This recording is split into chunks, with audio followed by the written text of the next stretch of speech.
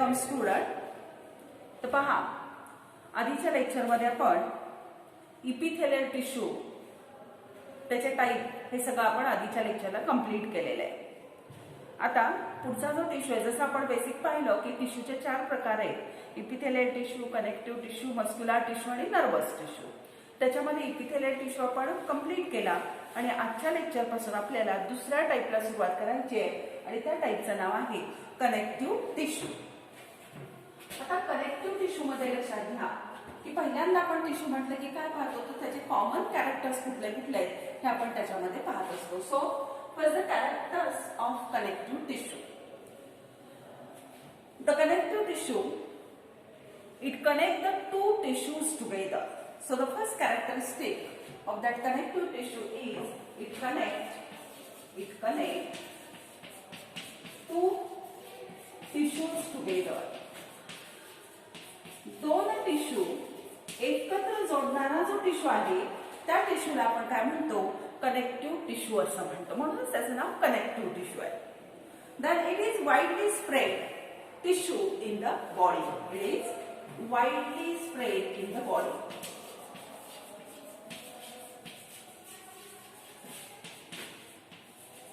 Body मध्ये widely spread असणारा, बऱ्यापैकी सर्वत्र ठिकाणी बॉडी मध्ये ऑब्झर्व होणारा टिश्यू आहे तो आहे connective tissue. Next characteristic, it bind, support and gives the strength to the other tissue. So the next characteristic is it binds, then support and gives strength to other tissues and organ, to other tissues and organs also. Bind करणारा, support करणारा आणि तसंच त्याला strength देणारा हा tissue आहे. आणि हा कोणाकोणाला बाइंड करतो आणि स्ट्रेंथ देतो किंवा सपोर्ट करतो, तर वेगवेगळ्या टिश्यूला तो सपोर्ट करणारा टिश्यू आहे आणि वेगवेगळ्या ऑर्गनला सुद्धा बाइंड करणारा, सपोर्ट करणारा, स्ट्रेंथ देणारा असा हा टिश्यू आहे. Now this tissue, it is made up of और it consist of matrix, then fibers and cells. So this tissue is made up of, in that tissue the matrix is present, and in that matrix the fibers, that means the 2 types of fibers are present, and 4 types of cells that are present in this tissue. Now the next characteristic is this matrix or this tissue is a highly vascularized,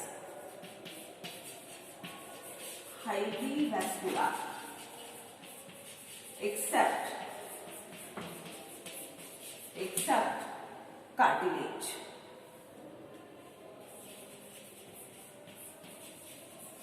आता cartilage म्हणजे काय आपल्याला काही लक्षात येणार नाही, पण cartilage हा एक कनेक्टिव्ह टिश्यूचा प्रकार आहे म्हणत होतो. मग हा टिश्यू कसा आहे, हायली व्हॅस्क्युलर आहे. जसं तुम्ही इपिथेलियल टिश्यू मध्ये शिकला होता की इपिथेलियल टिश्यू हा अव्हॅस्क्युलर आहे आपण शिकलो, म्हणजे तिथं ब्लड सप्लाय हा भरपूर म्हणण्यापेक्षा नव्हताच, पण ह्या टिश्यूला हायली व्हॅस्क्युलर आहे. याचा अर्थ काय, तर ह्या टिश्यूला भरपूर प्रमाणामध्ये ब्लड सप्लाय, कॅपिलरीचं नेटवर्क त्याला तिथं प्रेझेंट असतं. Now next, it protect the vital organs of our body. It protects vital organs of the body. आपल्या बॉडीमध्ये जे इम्पॉर्टंट ऑर्गन आहेत, व्हायटल ऑर्गन आहेत, ह्या व्हायटल ऑर्गनला प्रोटेक्ट करणारा हा टिश्यू आहे. कसं प्रोटेक्शन देतं हे एक्सप्लेन करताना मी तुम्हाला पुन्हा सांगते. पहा, आता इथं मी ह्या रिपीट करते आणि मग पुढच्या कॅरेक्टरिस्टिक कडे आपण जाऊया. पहिला पॉइंट आपण पाहिला की connective tissue, it connect the 2 tissues together. 2 tissue जोडणारा हा टिश्यू आहे, म्हणून ह्याचं नाव आहे connective tissue. Widely spread in the body, बॉडीमध्ये भरपूर ठिकाणी सापडणारा, सगळीकडे असणारा असा हा कनेक्टिव्ह टिश्यू आहे. पुढे त्याचं फंक्शन थोडक्यात सांगितलंय पहा it binds, it gives support and also the strength to the tissues and organ. तुमच्या बॉडीमध्ये वेगवेगळे टिश्यूज आहेत, वेगवेगळ्या सिस्टीमचे ऑर्गन्स आहेत, तर ह्या ऑर्गनला तो सपोर्ट देतो, ह्या ऑर्गनला तो बाइंड करतो, जोडून ठेवतो. लक्षात घ्या, एक सिस्टीम जेव्हा तयार होत असते तर समजा इसोफेगस आहे, स्टमक आहे, इंटेस्टाईन आहे, हे वेगवेगळे ऑर्गन्स आले. हे ऑर्गन एकमेकांना बांधणारा कोण असेल तर तो बांधणारा असतो कनेक्टिव्ह टिश्यू. म्हणून आपण म्हणतो इट बाइंड्स, तो बाइंड करतो. नंतर सपोर्ट, कुठल्याही गोष्टीला सपोर्ट देणारा सुद्धा हाच टिश्यू आहे. आणि स्ट्रेंथ म्हणजे त्याला थोडंसं थिकनेस देणं, त्याला रिजिडिटी देणं, ही जी काम आहे तो सुद्धा हा टिश्यू करतो ऑर्गनला आणि टिश्यूला पण.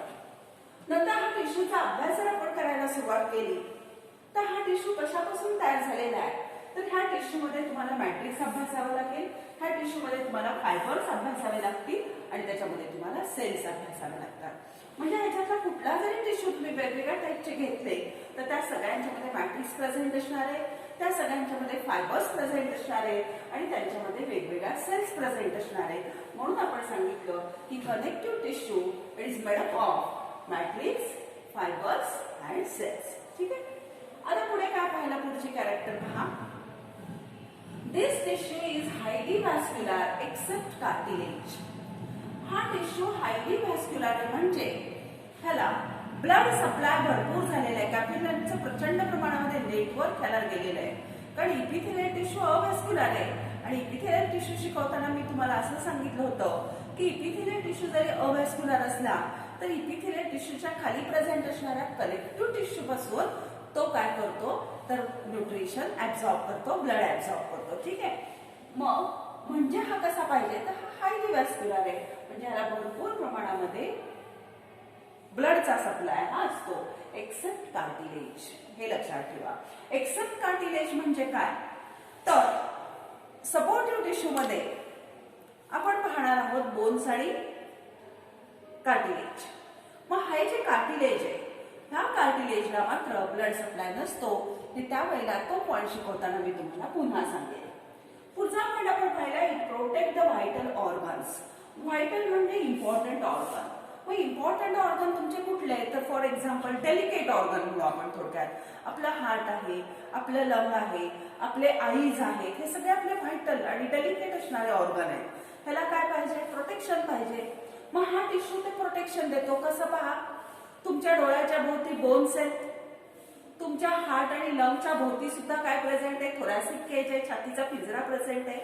आणि हे डोळ्याच्या भोवती असणारं सॉकेट झालं काय किंवा हार्ट आणि लंगच्या भोवती असणारी ही थोरॅसिक केज झाली काय, हे कशाने बनलेले आहेत हे सगळं बोन पासून बनलेलं स्ट्रक्चर आहे. आणि बोन काय आहे तर बोन हा कनेक्टिव्ह टिश्यूचाच एक प्रकार आहे, लक्षात घ्या. म्हणून इथं ही कॅरेक्टर आपण घेतली it protect the vital organs of our body. ठीक आहे. पुढचा पॉइंट पहा काय येतो. Next it act as a packing material and also help in healing process. Next characteristic acts as packing material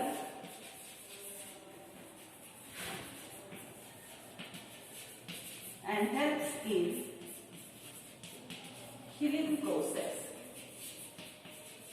Healing process. It acts as a packing material. Packing material म्हणून सुद्धा act होतो. म्हणजे काय, जसं तुम्हाला फळांची पेटी माहितीये, फळांच्या पेटीमध्ये आपण फळं अरेंज करतो आणि ते एकमेकावर घासू नयेत म्हणून किंवा ते हालू नयेत म्हणून आपण त्याच्यामध्ये असं पानांच्या चुरा घालतो, बरोबर आहे की नाही, पॅकिंग मटेरियल. तसं आपल्या बॉडी ऑर्गन मध्ये सुद्धा ते हालू नयेत म्हणून पॅकिंग मटेरियल म्हणून कोण काम करतो तर तो असतो कनेक्टिव्ह टिश्यू. आणि तसंच help in the healing process. Healing process म्हणजे बरं होण्याची जी काही प्रोसेस आहे, एखादी जखम झाली, एखादी इंजुरी झाली तर ते बरं करण्यामध्ये सुद्धा कोणाचा रोल असतो तर तो ह्या कनेक्टिव्ह टिश्यूचा असतो. तो रोल कसा असतो ते फंक्शन जेव्हा त्या टिश्यूशी रिलेटेड येईल त्यावेळेला तुम्हाला मी सांगते. ठीक आहे. So it acts as a packing material and also help in the healing process. लक्षात येत आहे. आता पुढचा पॉइंट पहा. आताच मी तुम्हाला सांगितलं that tissue content the matrix and depending upon the type of matrix or which type of matrix is present in that connective tissue, the connective tissue is divided into the three main types. So, depending upon matrix which is present in the connective tissue, the connective tissue is divided into the three main types, and that types are: first is connective tissue proper. First is known as a connective tissue proper. Second one is known as a supportive connective tissue or supporting connective tissue, and third one is known as a fluid connective tissue. Fluid connective tissue. पुढची character मी काय सांगितली की कुठल्या पद्धतीचं matrix त्याच्यामध्ये present आहे, ह्या matrix वरून कनेक्टिव्ह टिश्यूचे मेन किती टाइप झाले, तर मेन तो 3 टाइप्स असतो. कुठले 3 टाइप, तर एक म्हणजे कनेक्टिव्ह टिश्यू प्रॉपर, दुसरा आहे सपोर्टिंग टिश्यू, त्याला स्केलेटल टिश्यू असंही म्हटलं जातं, आणि तिसरा प्रकार त्याचा आहे तो आहे फ्लुइड कनेक्टिव्ह टिश्यू किंवा त्याला आपण म्हणतो लिक्विड कनेक्टिव्ह टिश्यू. ठीक आहे, लक्षात येते तुमच्या. मग पहा, हा टिश्यू ऑर्गन जोडणार आहे म्हणून ह्याला कनेक्टिव्ह टिश्यू म्हणतात. बॉडीकडे वाईडली स्प्रेड आहे, नंतर बाइंड करतो, सपोर्ट करतो आणि स्ट्रेंथ देतो ऑर्गनला आणि टिश्यूला. ह्याच्यामध्ये मॅट्रिक्स, फायबर्स आणि सेल्स प्रेझेंट आहेत. हा हायली व्हॅस्क्युलर आहे एक्सेप्ट कार्टिलेज. नंतर तुमच्या व्हायटल ऑर्गनला प्रोटेक्शन देण्याचे तो काम करतो. हा पॅकिंग मटेरियल म्हणून ऍक्ट होतो आणि हिलिंगच्या प्रोसेसमध्ये सुद्धा मदत करतो. आणि ह्याच्यामध्ये कुठल्या प्रकारचं मॅट्रिक्स प्रेझेंट आहे त्याच्यावरून कनेक्टिव्ह टिश्यूचे किती प्रकार झालेले आहेत, तर 3 प्रकारचा कनेक्टिव्ह टिश्यू असतो. एक म्हणजे कनेक्टिव्ह टिश्यू प्रॉपर, दुसरा आहे सपोर्टिंग कनेक्टिव्ह टिश्यू आणि तिसरा असतो फ्लुइड कनेक्टिव्ह टिश्यू. ठीक आहे, मग पाहता त्यातलं त्या टाईपमध्ये आपण सब टाईपमध्ये थोडेसे आपण माहिती करून घेऊया. आता जसं मी सांगितलं तुम्हाला की मॅट्रिक्स कुठल्या पद्धतीचं आहे त्याच्यावरून कनेक्टिव्ह टिश्यूचे किती प्रकार सांगितले मी तुम्हाला. पहिला प्रकार सांगितला कनेक्टिव्ह टिश्यू प्रॉपर, बरोबर. त्याच्यानंतर मी दुसरा टाईप तुम्हाला सांगितला तो म्हणजे supporting tissue, supporting connective tissue, आणि तिसरा प्रकार मी तुम्हाला सांगितला फ्लुइड कनेक्टिव्ह टिश्यू. ठीक आहे, मग आता पहा इथं काय सांगितलं पुन्हा. Connective tissue proper, this first type of connective tissue, it is again divided into the 2 subtypes, and that are, first is known as a loose connective tissue and the second one is known as a dense connective tissue. लक्षात येते का पहा. Connective टिश्यूचे 3 main type. कुठले?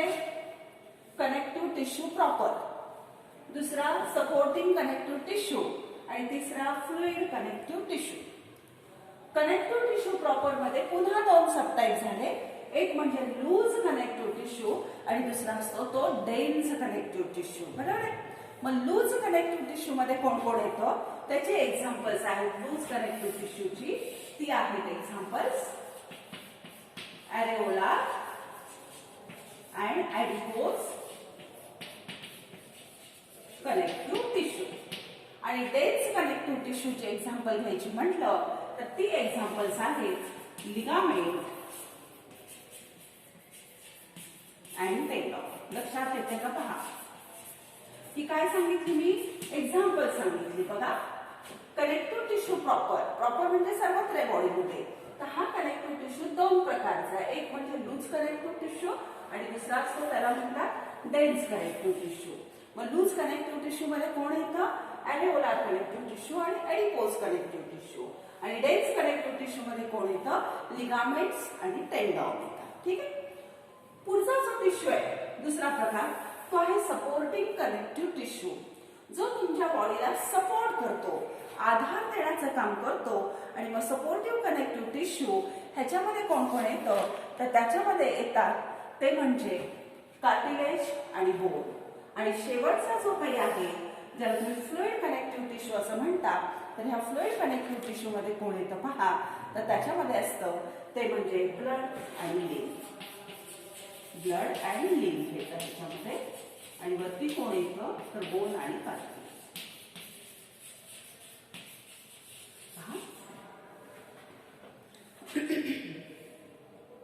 Connective टिश्यूचे 3 प्रकार, 1, 2 आणि 3.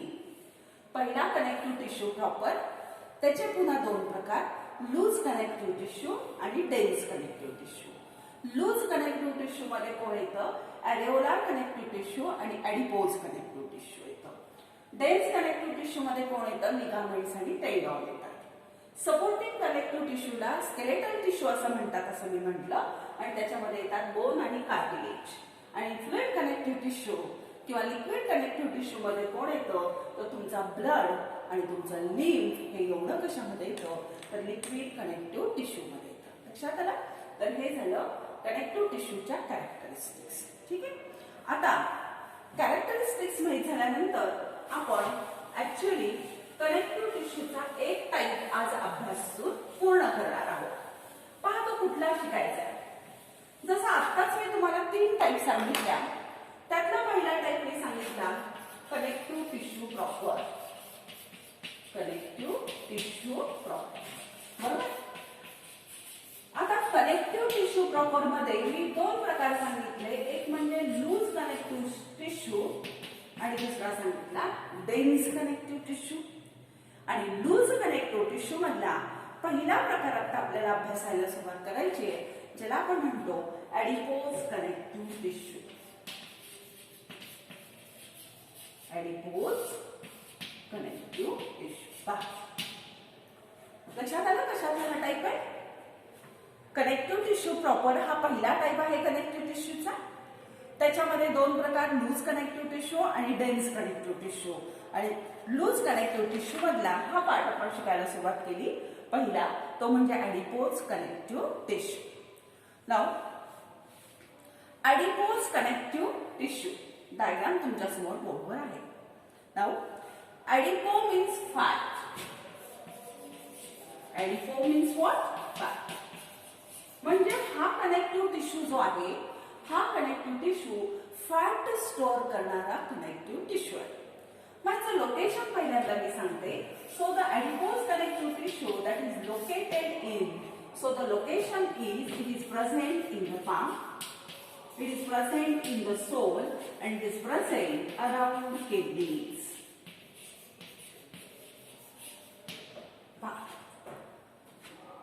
ॲडिपोज connective tissue, adipo म्हणजे फॅट असं मी तुम्हाला सांगितलं. फॅट स्टोअर करणारा हा कनेक्टिव्ह टिश्यू आहे. लोकेशन कुठे आहे तर तुमच्या पाम रिजन मध्ये. तळ हात जो असतो, ह्या तळ हाताला काय म्हणतात, पाम म्हणतात. सोल म्हणजे काय तर तळ पायाला सोल म्हणतात. आणि किडनी हा एक्सक्रीटरी सिस्टीमचा ऑर्गन आहे, तुम्हाला माहिती आहे. मग तळ हातामध्ये तुमच्या फॅट असतं, सोल मध्ये पण तुमच्या फॅट असतं, किडनीच्या भोवती सुद्धा हा टिश्यू प्रेझेंट असतो. आणखी बॉडीमध्ये जिथं जिथं फॅट आहे तिथं तिथं हा प्रेझेंट असतो. इस्पेशली हिप रिजन, कमरेचा जो पोर्शन आहे, ह्या कमरेच्या पोर्शन मध्ये सुद्धा ॲडिपोज कनेक्टिव्ह टिश्यू भरपूर प्रमाणामध्ये प्रेझेंट असतो. मग हे झालं त्याचं लोकेशन. पाम म्हणजे तळहात, इथं असतो हा प्रेझेंट. सोल म्हणजे तळपाय, तळपायात असतो. आणि अराउंड द किडनी म्हणजे किडनीच्या भोवती सुद्धा हा प्रेझेंट असतो. Now structure. Now this tissue, it is made up of matrix, cells and also fibers. So the matrix which is present in the loose connective tissue, that matrix is a semi-solid, that is a jelly-like. Matrix is a semi-solid, jelly-like, viscous, that is a viscous and made up of gelatin. Made up of gelatin. लक्षात. आता connective tissue कशापासून तयार झाला हे माहिती आम्हाला, matrix पासून तयार झाला. फायबर्स पण प्रेझेंट आहेत आणि त्याच्यामध्ये काय प्रेझेंट आहे तर सेल्स आहेत असं मी तुम्हाला कॅरेक्टर शिकवताना सांगितलं. मग पहिला पॉईंट मी घेतला मॅट्रिक्सचा. तर ह्या टिश्यू मध्ये हे जे तुम्हाला मॅट्रिक्स इथं प्रेझेंट दिसतंय का मी नाव दिलं इथं, हे जे मॅट्रिक्स आहे हे मॅट्रिक्स कसं आहे तर that is a semi solid आहे, म्हणजे फार सॉलिड नाहीये, थोडंफार लिक्विड फॉर्म मध्ये. So it is non as a semi solid. Jelly like, jelly तुम्हाला सगळ्यांना माहिती, जाम जेलीज तुम्हाला माहिती असतात, त्या जेली सारखं ते आहे. विस्कस आहे, थोडंफार चिकट आहे, घट्ट. विस्कस म्हणजे खरं तर घट्टपणा आहे त्याला. आणि ते कशापासून तयार झालंय तर जिलॅटिन पासून तयार झालेलं ह्याचं मॅट्रिक्स आहे. So matrix is a semi solid, jelly like, viscous and made up of gelatin. ठीक आहे, that is about the matrix. Now the next point is the fibres. आता ह्याच्यामध्ये फायबर्स कसे आहेत ते पहा.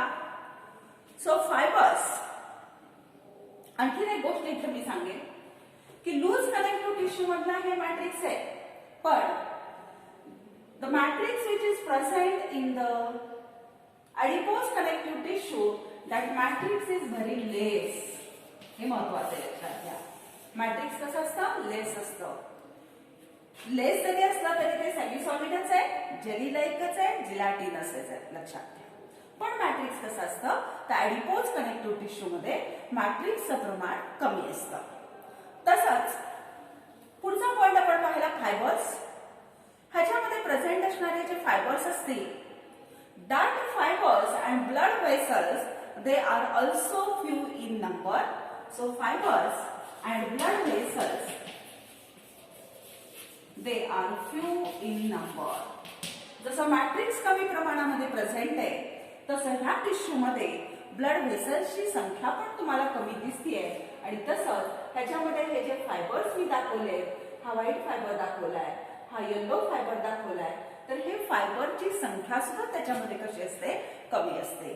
मग इथं लक्षात ठेवायचं ॲडिपोज कनेक्टिव्ह टिश्यू मध्ये मॅट्रिक्स पण कमी आहे आणि फायबर्स आणि ब्लड व्हेसलची संख्या सुद्धा त्याच्यामध्ये कशी असते, कमी असते. ठीक आहे. Now the third point is non as a sales. तिसरा प्रकार कुठला आहे त्यातला तर सेल्स. त्याच्यामध्ये प्रेझेंट असणारे सेल्स तुम्हाला समोर दिसतात. So large number of cells are present in that adipose connective tissue. And these cells which are present in the adipose connective tissue, they are known as adipocytes. So, large number of adipocytes are present. भरपूर प्रमाणामध्ये ह्याच्यामध्ये काय present असतं तर cells present असतात. So they are large in number. Clear. आणि त्या सेल्सला आपण काय म्हणतो, त्याला फॅट सेल म्हणतात किंवा त्याला ॲडिपोसाइट्स म्हणतात. Means that adipose connective tissue, it contains less matrix, it contains less fibers, means yellow fibers and white fibers are present, that both the fibers they are less in number.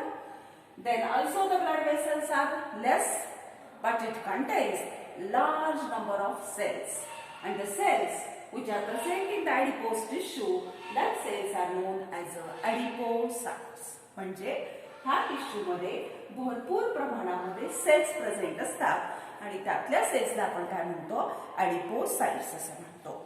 Now the shape of that adipocytes, they are rounded और polygonal. Rounded और polygonal. बऱ्यापैकी adipocyte जर तुम्ही हा पाहिला तर ॲडिपोसाइटचा आकार तुम्हाला कसा पॉलीगोनल तरी दिसतोय किंवा त्यांचा आकार तुम्हाला कसा दिसतो, they are rounded in shape. Now they store the fat. They store the fat in the form of fat droplet. They store fat in the form of droplet. इथं तुम्ही डायग्राम मध्ये पाहिलं तर तुम्हाला लक्षात येईल, this is the fat. That is the fat globule. Clear? It stores the fat in the form of droplet. Means basically that adipocyte, it contains the cytoplasm and nucleus. The function of adipocyte is storage of fat. As it starts to store the fat, the cytoplasm and the nucleus that goes towards the periphery. मध्ये fat store व्हायला लागल्यामुळं ह्याच्यातलं जे cytoplasm आणि nucleus असतं हे सेलच्या कडेला जातं, म्हणून इथं न्यूक्लियस पण आपण कडेला दाखवलंय आणि सायटोप्लाझम पण तिथं कडेला दाखवलंय, कारण सेलच्या मध्यभागी काय स्टोअर झालंय तर सेलच्या मध्यभागी फॅट स्टोअर झालेलं असतं, हे लक्षात ठेवा. So nucleus is shifted to periphery. Nucleus shifted to periphery. Periphery म्हणजे काय? एका कडेला, एका बाजूला. आणि न्यूक्लियस असं एका बाजूला का जातं तर ह्या सेलच्या सेंट्रली फॅट स्टोअर केलं जातं. फॅट कुठल्या फॉर्म मध्ये स्टोअर केलं जातं? फॅट ड्रॉपलेटच्या फॉर्म मध्ये स्टोअर केलं जातं. आणि असे ड्रॉपलेट एकत्र येऊन येऊन येऊन तिथं मध्यभागी काय बनतो तर फॅटचा ग्लोब्यूल बनतो. लक्षात घ्या. येतं लक्षात? पहा परत एकदा मी हे सांगते. ॲडिपोज कनेक्टिव्ह टिश्यू हा पाममध्ये, सोलमध्ये आणि किडनीच्या भोवती आहे. मॅट्रिक्स ह्याच्यामधलं कमी प्रमाणात असतं, सेमी सॉलिड असतं, जेली लाईक असतं. ह्याच्यामध्ये फायबर्स पण कमी असतात आणि ब्लड व्हेसल पण कमी असतात. सेल्स मात्र भरपूर प्रमाणामध्ये असतात. ह्या ज्या सेल्स ॲडिपोज टिश्यू मध्ये प्रेझेंट आहे ह्या सेल्सला म्हटलं जातं ॲडिपोसाइट्स. ॲडिपोसाइट्सचा नंबर भरपूर असतो. त्याचा शेप राउंडेड किंवा पॉलिगोनल असतो. त्याच्यानंतर त्याचं काम काय असतं तर त्याच्यामध्ये फॅट स्टोअर केलं जातं. कुठल्या फॉर्म मध्ये तर ड्रॉपलेटच्या फॉर्म मध्ये. आणि त्यामुळं त्याचं जे न्यूक्लियस आणि सायटोप्लाझम आहे हे कुठे गेलेलं असतं तर पेरिफेरीला गेलेलं असतं, कडेला गेलेलं असतं. आणि फॅट ड्रॉपलेट एकत्र येऊन येऊन आता मोठा ग्लोब्यूल तयार होतो तिथं त्या फॅटचा. ठीक आहे. That is about the structure of adipose connective tissue. आता शेवटचा पॉइंट ह्याच्यातला बघू आपण. पहा आता हा जो ॲडिपोज कनेक्टिव्ह टिश्यू आहे हा ॲडिपोज कनेक्टिव्ह टिश्यू हा दोन प्रकारचा आहे. So there are two types.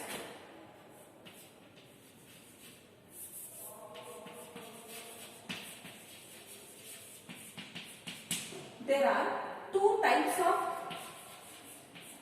adipose connective tissue. मग ते दोन टाइप कुठले आहेत पहा. एक आहे त्याला म्हणतात व्हाईट adipose connective tissue आणि दुसरा असतात त्याला म्हणतात ब्राउन adipose connective tissue. बघा पहिला प्रकार आहे व्हाईट adipose connective tissue आणि दुसरा प्रकार आहे ब्राउन ॲडिपोज कनेक्टिव्ह टिश्यू. आता व्हाईट ॲडिपोज कनेक्टिव्ह टिश्यू जो असतो that is opaque because of presence of large number of adipocyte. हा जो व्हाईट असतो हा ओपेक असतो. ओपेक म्हणजे अपारदर्शक. का हा ओपेक दिसतो किंवा व्हाईट दिसतो तर बिकॉज लार्ज नंबर ऑफ ॲडिपोसाइट्स ह्याच्यामध्ये भरपूर प्रमाणामध्ये ॲडिपोसाइट्स असतात. म्हणजे भरपूर प्रमाणामध्ये फॅट स्टोअर केल्यामुळं फॅटचा रंग व्हाईट असतो आणि त्यामुळं हा टिश्यू ओपेक असतो, अपारदर्शक असतो, व्हाईट असतो आणि commonly found in the adult. आणि मोस्टली कुणामध्ये हा सापडतो तर ॲडल्टमध्ये. तसं ब्राउन ॲडिपोज कनेक्टिव्ह टिश्यू बद्दल आपण बोलायचं म्हटलं तर ब्राउन ॲडिपोज कनेक्टिव्ह टिश्यू हा रेडिश ब्राउन असतो कलरला. Reddish brown. आणि हा रेडिश ब्राउन इन कलरला का असतो तर it contains large number of blood vessels. ह्या टिश्यू मध्ये ह्या ॲडिपोज कनेक्टिव्ह टिश्यू मध्ये ब्लड व्हेसल्सची संख्या भरपूर असल्यामुळं फॅट्स कमी असल्यामुळं हा तुम्हाला कसा दिसतो रेडिश ब्राउन दिसतो. म्हणून त्याला ब्राउन ॲडिपोज कनेक्टिव्ह टिश्यू म्हणतात. आणि जनरली किंवा कॉमनली कोणामध्ये प्रेझेंट असतो तर commonly present in the children. लहान मुलांच्या मध्ये ब्राउन ॲडिपोज टिश्यू असतो तर ॲडल्ट मध्ये व्हाईट ॲडिपोज टिश्यू असतो. का तर मोठ्या माणसांच्या मध्ये ॲडिपोज मध्ये फॅट्स जास्त स्टोअर केले जातात आणि लहान मुलांच्या मध्ये ॲडिपोज टिश्यू मध्ये ब्लड व्हेसलची संख्या ही जास्त असते फॅट हे कमी असतं. ठीक आहे, that is about the structure. Now the last point is function. आता ॲडिपोज टिश्यूचं फंक्शन काय पहा. ॲडिपोज कनेक्टिव्ह टिश्यूचं फंक्शन काय पहा. आता तुम्हाला लोकेशन माहित झालं की पाम रिजन मध्ये, सोल रिजन मध्ये. So the first function is a shock absorber. Shock absorber. Shock absorber म्हणजे काय. समजा आपला हात आहे बरोबर. खूप वेळेला हा हात आपण काय करतो, असा आदळतो बरोबर. आदळला की लगेच आपल्या बोनला वगैरे धक्का लागतो का, नाही लागत आहे.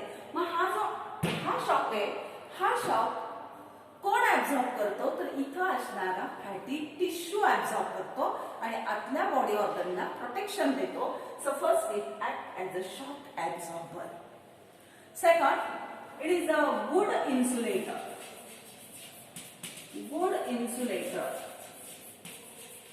आता गुड इन्सुलेटर या शब्दाचा अर्थ काय पहा. हा फॅटी टिश्यू, ॲडिपोज टिश्यू तुमच्या स्किनच्या खाली पण प्रेझेंट असतो. मग तो तुमच्या बॉडी मधला हीटचा लॉस होऊ देत नाही. मग बॉडी बाहेरची जर, लक्षात घ्या, बाहेरचं टेम्परेचर कमी असेल तर तुमच्या बॉडीचं कमी होतं का, नाही, ते तेवढंच राहतं 37. का, तर हा इन्सुलेटरचं काम करतो. तुमच्या बॉडी मधली हीट तो बाहेर जाऊ देत नाही आणि बाहेरची हीट तो तुमच्या बॉडीमध्ये येऊ देत नाही. So that adipose tissue act as a good insulator of heat. लक्षात ठेवा. तिसरा पॉइंट त्याचा सांगितलाय, शेवटचं फंक्शन आहे, it is a source of energy. Third point आहे सोर्स ऑफ एनर्जी. हा एनर्जीचा सोर्स आहे. Because it stored fat. Fat store केलेला असल्यामुळं हा काय, तर हा एनर्जीचा सोर्स आहे. म्हणजे तुम्हाला जी काही एनर्जी कार्बोहायड्रेट्स, प्रोटीन्स पासून मिळते, तशीच एनर्जी तुम्हाला ह्या फॅट पासून सुद्धा मिळते. म्हणून त्याला काय म्हणलेलं आहे, सोर्स ऑफ एनर्जी बरोबर. मग पहा, शॉक ऍब्झॉर्बरचं काम करतो. दुसरं गुड इन्सुलेटर म्हणून काम करतो आणि तिसरं सोर्स ऑफ एनर्जी म्हणून तो काम करतो. ही झाली त्याची फंक्शन. ठीक आहे, तर हा झाला तो सगळा ॲडिपोज कनेक्टिव्ह टिश्यू. त्याच्यामध्ये मॅट्रिक्सचं प्रमाण कमी आहे, blood vessel, yellow fibre, white फायबरचं प्रमाण कमी आहे आणि ॲडिपोसाइटचं प्रमाण प्रचंड आहे. आणि ॲडिपोसाइटमध्ये फॅट स्टोअर झाल्यामुळं हे न्यूक्लियस आणि सायटोप्लाझम त्याचं एका साईडला पेरिफेरीला ढकलल्या गेलेलं आहे. लक्षात आलं. हा झाला कनेक्टिव्ह टिश्यू प्रॉपर मधल्या, लूज कनेक्टिव्ह टिश्यू मधला पहिलं एक्झाम्पल. नेक्स्ट लेक्चरला लूज कनेक्टिव्ह टिश्यू मधलं दुसरं एक्झाम्पल आपण पाहणार आहोत, ज्याला आपण म्हणतो ॲरेओलार कनेक्टिव्ह टिश्यू. ठीक आहे, मागचा ॲडिपोज कनेक्टिव्ह टिश्यू तुम्हाला समजला असेल. एकदा दोनदा वाचा, अडचण असेल तर माझ्याशी डिस्कस करा. तर आपण इथं